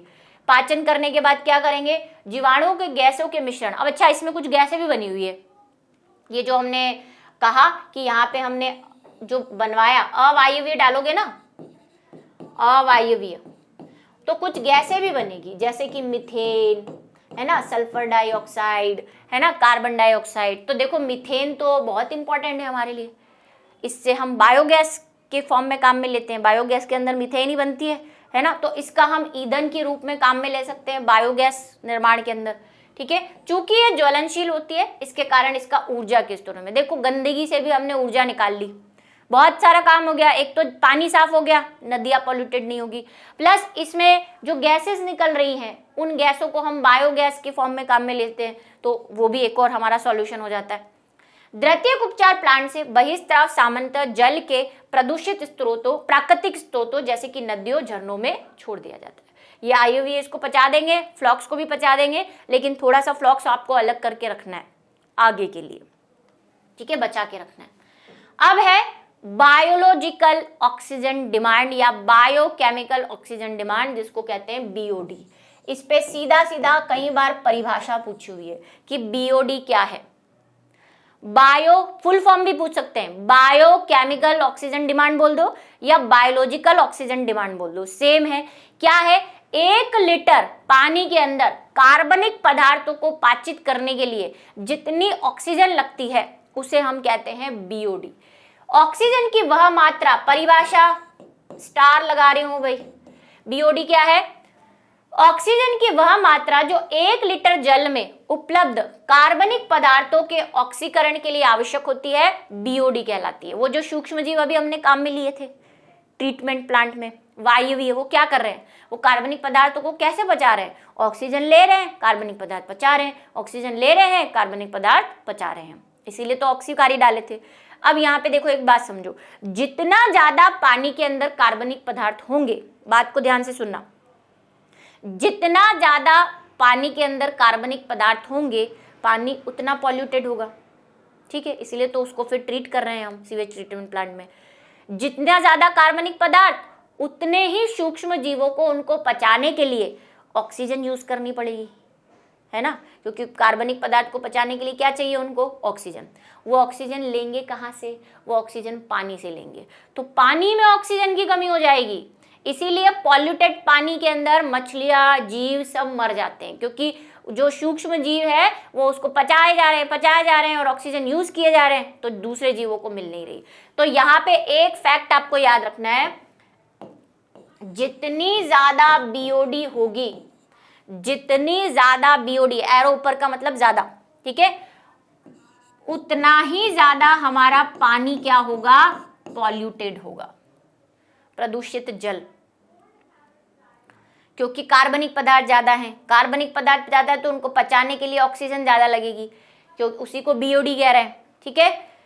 यह अवसाद को सक्रिय अवपंक यानी एक्टिवेट सीलेज कहा जाता है, ठीक। अब क्या है ये जो एक्टिवेट सीलेज कौन सा है भाई, ये एक्टिवेट सीलेज वो है आपका, यहाँ पे आओ, बायो उसके अंदर, ट्रीटमेंट प्लांट के अंदर। ये जो हमारा बचा था ना लास्ट में फ्लॉक्स, जो मैंने कहा नीचे बैठ जाते हैं, इसको क्या बोलते हैं, एक्टिवेटेड स्लज, है ना। इसी को तो हमको थोड़ा सा निकालना है ताकि हम आगे दूसरे में इसको प्रोसेस में काम में ले सके। ये जो डाइजेस्टर हम यूज कर रहे हैं, जो हमने सीवेज ट्रीटमेंट प्लांट अपनाया, सीवेज ट्रीटमेंट प्लांट हमने यूज किया, वो जो टैंक हम इसके अंदर यूज कर रहे हैं उसको क्या कह रहे हैं, डाइजेस्टर कह रहे हैं। तो भाई फिर हमने क्या किया, अवायवी के अंदर डाल दिया उसको, ठीक है। और ये इसी का पार्ट है बच्चों, बायो जो सीवेज ट्रीटमेंट प्लांट है ना, उसी के अंदर बीच में बीओडी दे रखी है एक जगह पे, लेकिन बीओडी पे अलग से भी क्वेश्चन आता है, इसलिए मैंने इसको एक हेडिंग बना रखा है। ये सीवेज ट्रीटमेंट प्लांट का ही हिस्सा चल रहा है अभी। वहां पे क्या किया हमने, उसको अवायवी को डाल दिया, उसने फ्लॉक्स को पचा लिया। जो फ्लॉक्स थे वो जो नीचे बैठे थे उसको हम क्या कह रहे हैं, सक्रिय अवपंक हम कह रहे हैं, एक्टिवेटेड स्लज कह रहे हैं। इसका थोड़ा सा हिस्सा हमें निकालना है आगे काम में लेने के लिए। द्वितीयक उपचार के पद में जीवाणु अर्थात अवायवीय बैक्टीरिया की भूमिका प्रारंभ होती है, और जिसके अंदर हम डाल रहे हैं उनको क्या कहते हैं, डाइजेस्टर कहते हैं, अवायवीय पाचक एनारोबिक स्लज डाइजेस्टर, ये जो हमने टैंकर काम में लिया था, ठीक है। अब है बायोगैस का उत्पादन। बायोगैस का उत्पादन क्या है, बायोगैस यानी कि वही मीथेन आपको जनरली उत्पादित करनी है।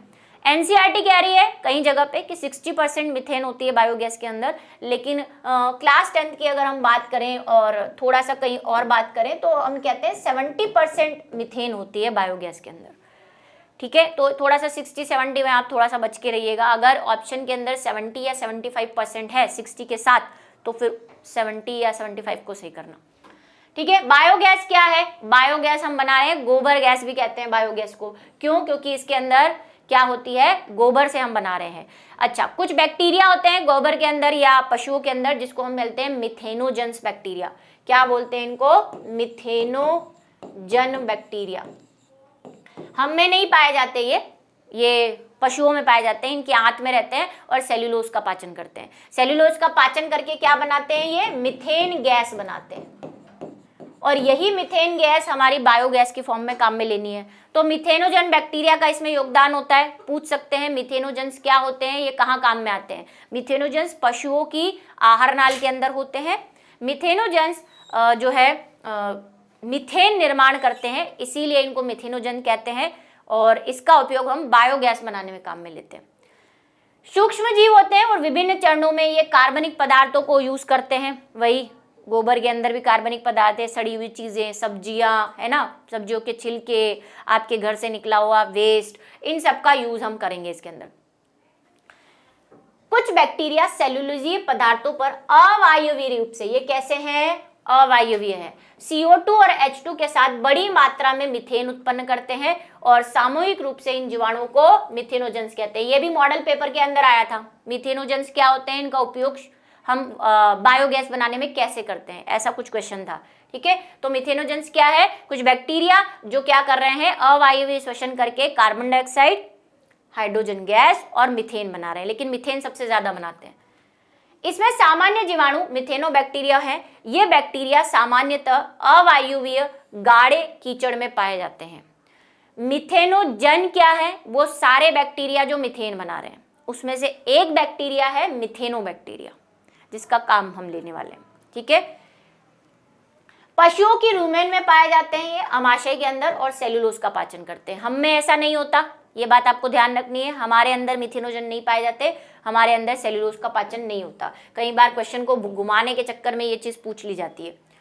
गोबर में बड़ी मात्रा के अंदर ये होते हैं, कौन, मिथेनोजन बैक्टीरिया या मिथेनोबैक्टीरिया। तो ये क्या करते हैं, ये सेल्यूलोज को पचाते हैं और बदले में क्या उत्पन्न करते हैं, मीथेन गैस उत्पन्न करते हैं। क्योंकि ये गोबर से बना रहे हैं हम इस गैस को, इसलिए हम इस गैस को क्या कहते हैं, गोबर गैस भी कहते हैं।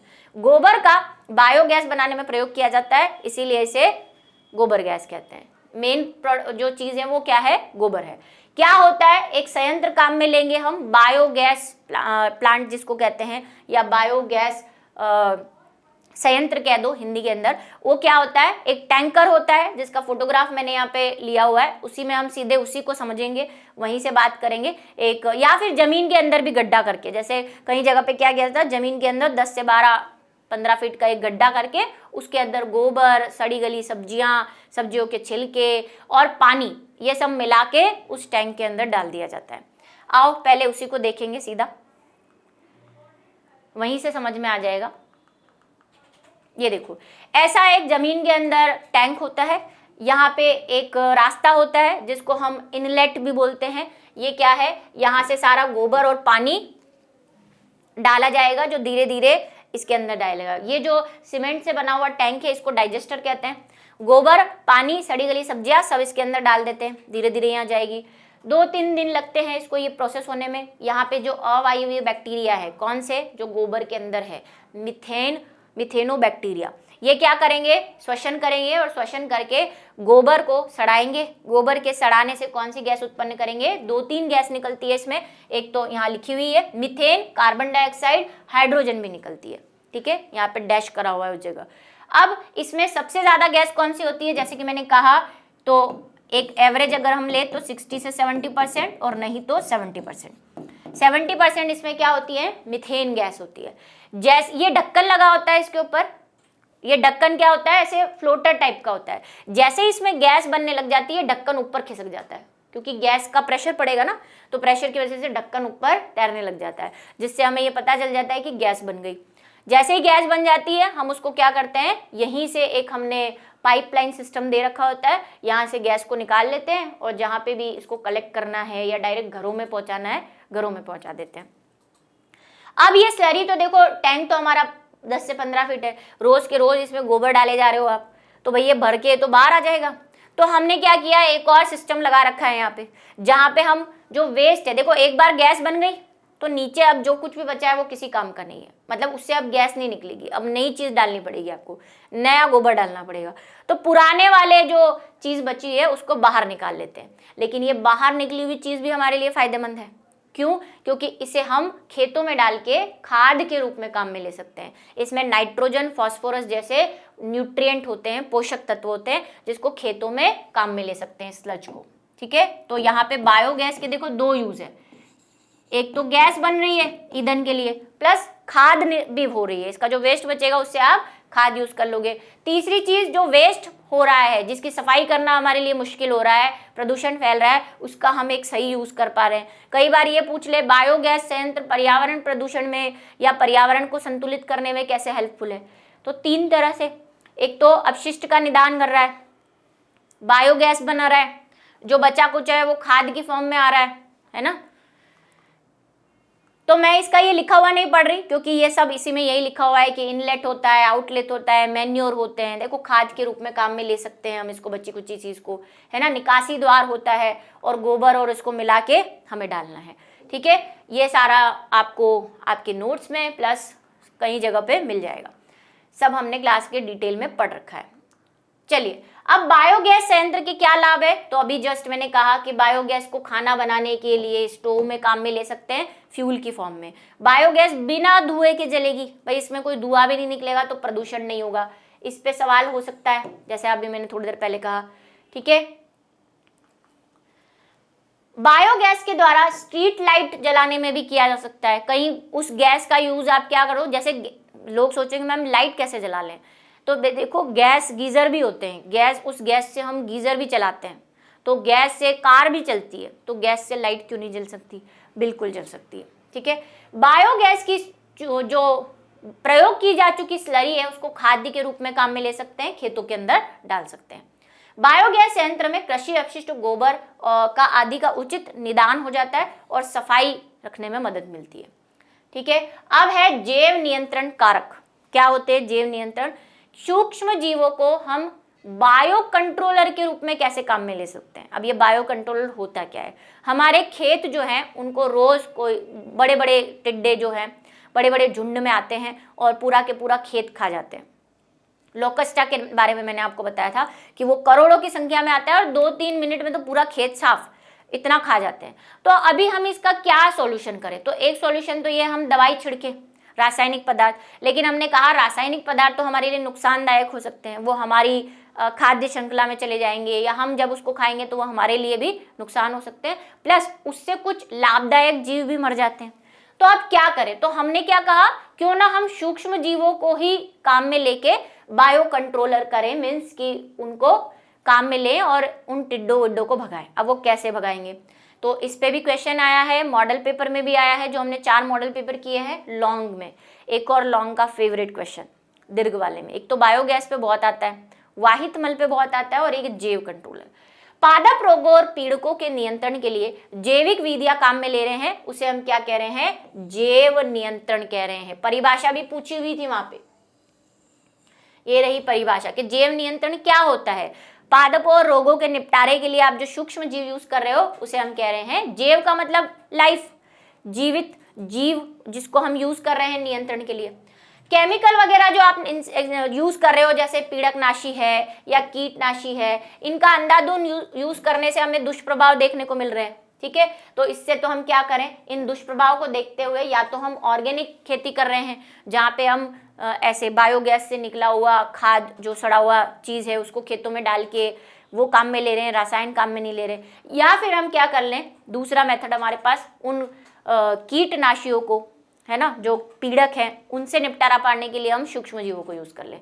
तो रासायनों के प्रयोग से क्या होता है, परभक्षी भी मर जाएंगे हमारे, प्राकृतिक परभक्षी पर निर्भर करती है जैव नियंत्रण विधियां।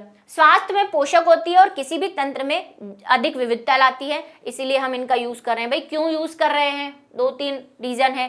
पहला तो यही, रासायन यूज नहीं करने पड़ेंगे। दूसरा, ये नेचुरली काम करेगी, आपको कोई इसमें कुछ नहीं करना है, ठीक है। अब मेन हम पॉइंट पे आ जाते हैं कि क्यों हम और कैसे हम जैव नियंत्रण की विधियां यूज करते हैं। तो जैव नियंत्रण की विधियां जो है हमारे पास सबसे पहले काम में लेंगे हम जैव नियंत्रण की विधियों में। फर्स्ट है लेडी बर्ड को, ये फोटो देख रहे हो आप, ये लेडी बर्ड क्या करती है, इसको जैसे आपका कोई खेत है और उसको एफिड्स खा रहे हैं, ये देखो ये एफिड्स दिख रहे हैं आपको छोटे छोटे, ये खेतों को खा जाते हैं। अब इसके लिए हम रासायन छिड़केंगे तो वही हमें नुकसान है, प्लस दूसरे भी जीव मर जाएंगे इसके साथ, लाभदायक भी। तो हमने एक जैव नियंत्रण मेथड यूज किया, मतलब जीव को यूज करके जीव को खत्म करेंगे। तो हमने लेडी बर्ड पाल ली खेतों के अंदर। ये लेडी बर्ड क्या करेगी, इन एफिड्स को खा जाती है, इनके लार्वा को खा जाती है। तो हमारा तो काम हो गया, ये लार्वा को खा जाएगी और ये एफिड पौधों को कोई नुकसान नहीं पहुंचाती, तो हमारा तो फायदा हो गया ना। तो लेडी बर्ड काम में ली जाती है।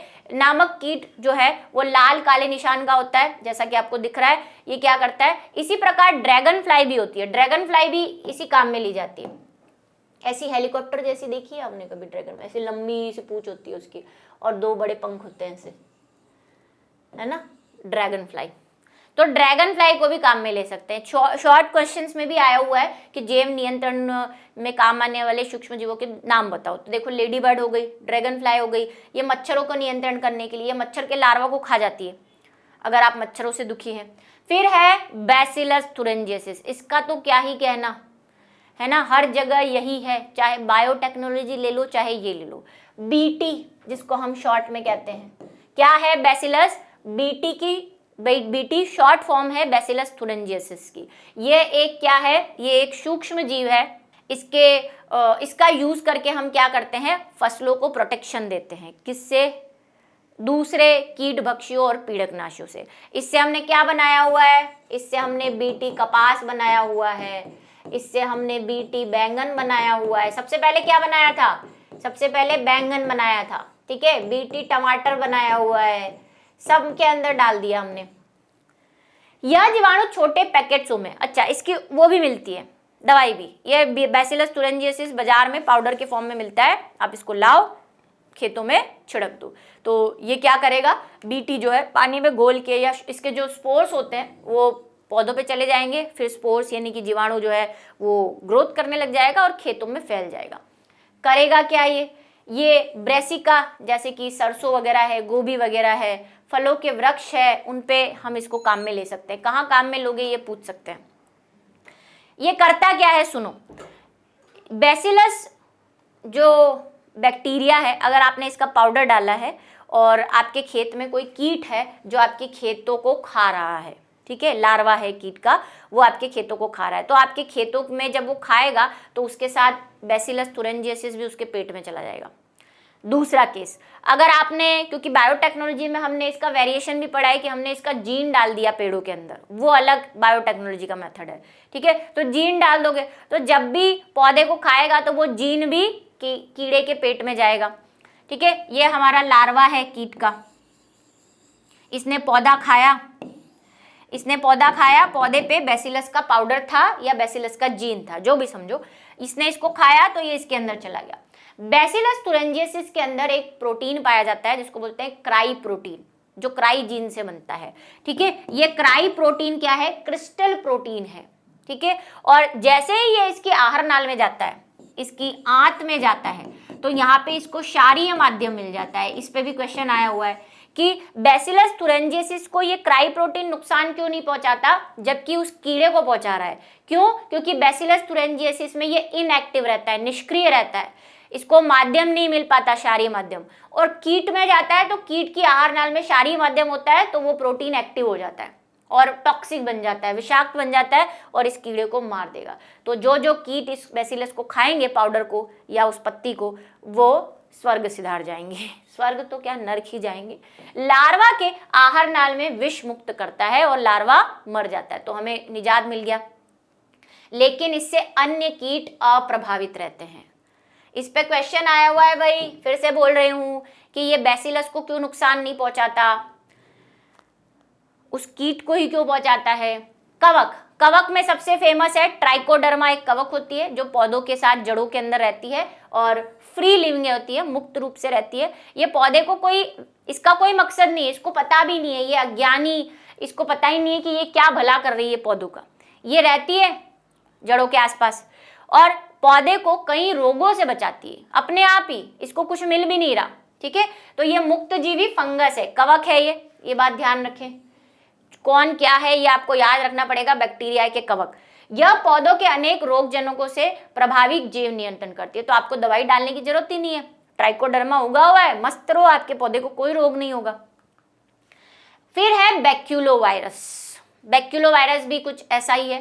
बैक्यूलोवायरस कीटों और अन्य आर्थ्रोपोडा पे आक्रमणकारी होता है। ये क्या करता है, ये क्वेश्चन आ सकता है। इसके अंदर बैक्यूलोवायरस जो है वो किस वंश का है, ये है न्यूक्लियो पॉलीहाइड्रल वायरस का, ठीक है, वंश का।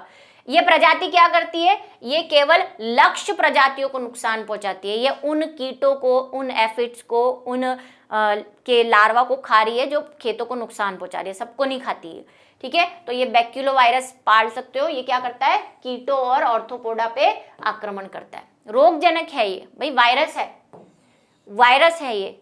पौधों पे पाउडर डाल दो इसका, वायरस का, पौधे को नुकसान नहीं पहुंचाएगा, दूसरे कीटों को नहीं, बस किसको पहुंचाएगा, आर्थ्रोपोडा और जो इसके फेवरेट कीट हैं आर्थ्रोपोडा के, उनको पहुंचाएगा। इनका मनुष्य, पशु और पेड़ पौधों पे कोई नुकसान नहीं होता, ये इसका लाभ है।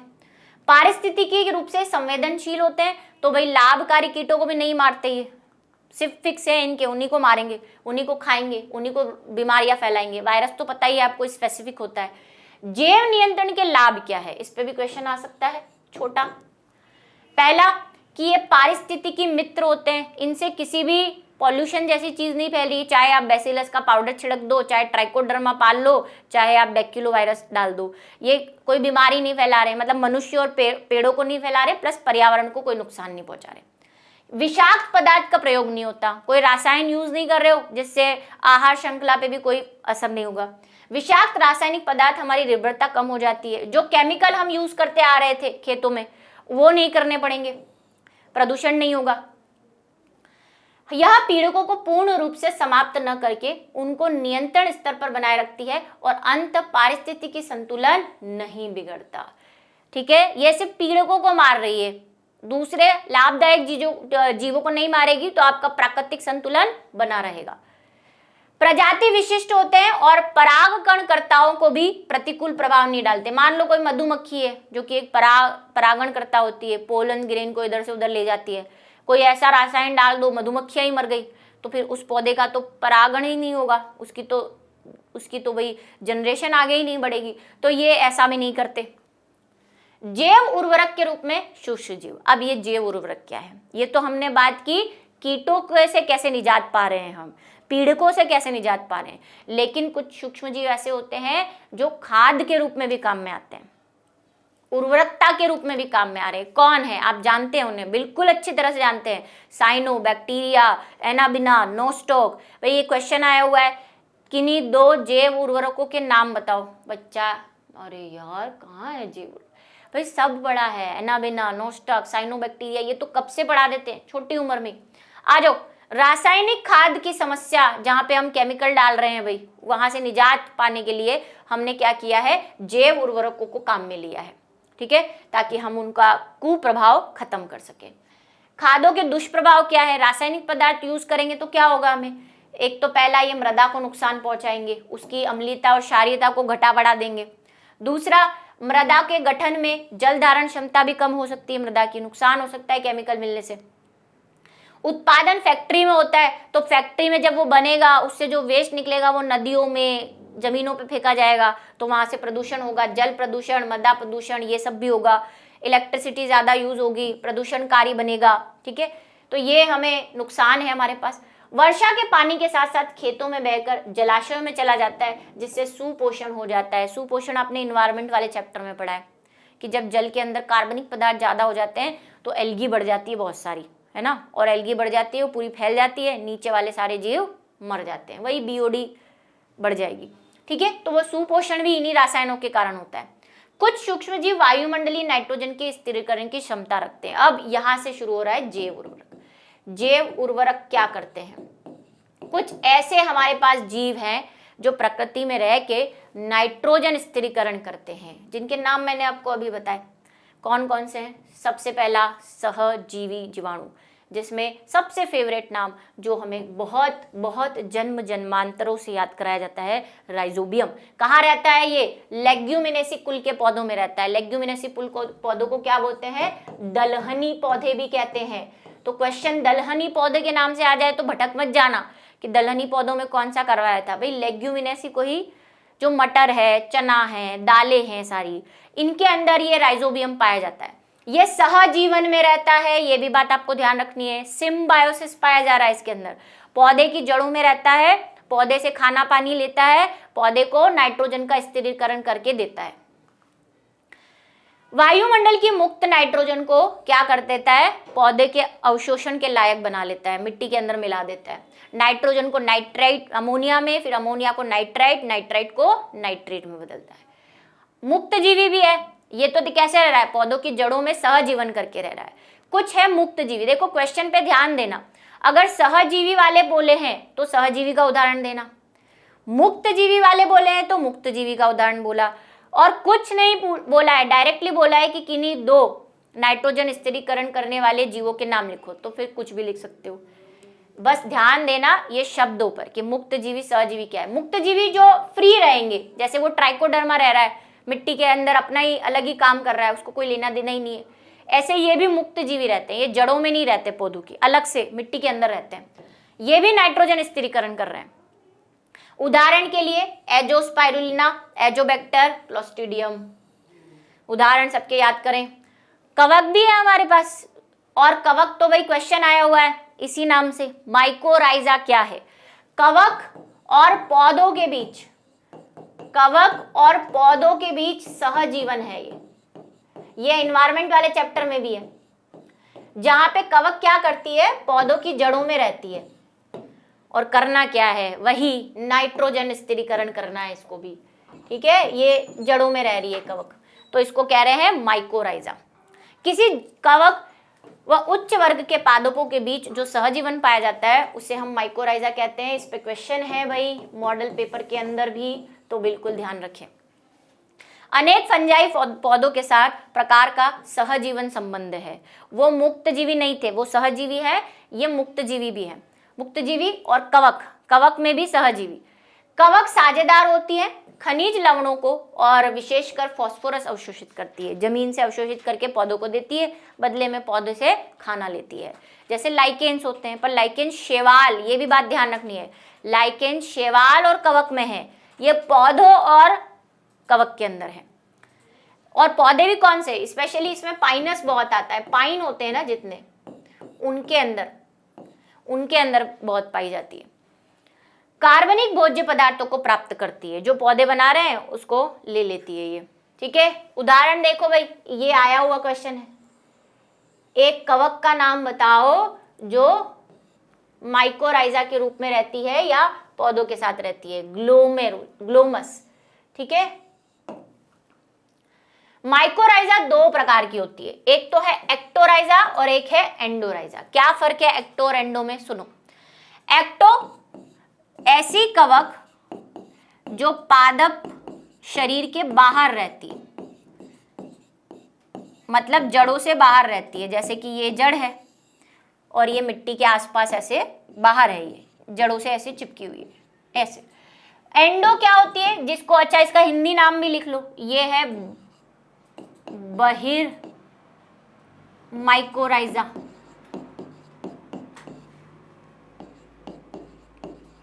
और ये है अंतः माइकोराइजा। ये क्या होगी, ये जैसे जड़ है, इस जड़ के अंदर घुसी हुई है, ये यहाँ पे कोशिकाओं के अंदर मिलेगी आपको, तो दोनों आपको पता होनी चाहिए, ठीक है। साइनोबैक्टीरिया, जो ब्लू ग्रीन एल्गी जिसे हम कहते हैं, वो तो है ही हमारे फेवरेट। साइनोबैक्टीरिया जो है वो भी क्या करते हैं, नाइट्रोजन स्थिरीकरण करते हैं। एनाबिना, नोस्टॉक, ऑसिलेटोरिया, और एनाबिना पे एक क्वेश्चन आया हुआ है, एमसीक्यू में हमने किया है। एनाबिना किसके साथ सहजीवन करता है, एजोला के साथ, ये याद रखना है, एक एमसीक्यू किया हुआ है हमने इसका, ऐसे तो सभी के किए हुए हैं लेकिन ये मुझे अभी याद है, क्वेश्चन याद है इसलिए। धान के खेतों में साइनोबैक्टीरिया कवक उर्वरक के रूप में काम में आते हैं। कहाँ रहते हैं ये, चावल के खेतों में, स्पेशली नोस्टॉक को डाला जाता है चावल के खेतों में, इस पे भी क्वेश्चन आया हुआ है। धान के खेतों में से निम्न किस प्रकार के जैव उर्वरक को यूज करते हैं, नोस्टॉक होगा ऑप्शन के अंदर, नोस्टॉक क्लिक करना है। अगर नाम लिखना है तो फिर नोस्टॉक, ऑसिलेटोरिया ये लिखते हैं, ठीक है। ये एनाबिना एजोला के साथ रहेगा। ये सारे ब्लू ग्रीन एल्गी है, फोटोसिंथेसिस करते हैं, ठीक है, और नाइट्रोजन स्थिरीकरण भी करते हैं। ये भी वही कर रहे हैं, नाइट्रोजन को नाइट्राइट फिर नाइट्रेट में बदल के मिट्टी के अंदर डाल रहे हैं। तो ये हो गए साइनोबैक्टीरिया, ठीक है। यही था हमारा जो सूक्ष्म जीवों वाला चैप्टर है उसका वन शॉट। लाइक करेंगे जो कि आप करते हैं, शेयर करेंगे और कमेंट सेक्शन में लिख के बताएंगे कि कैसा रहा आपका वन शॉट। मिलेंगे नेक्स्ट वन शॉट के अंदर, तब तक के लिए बाय।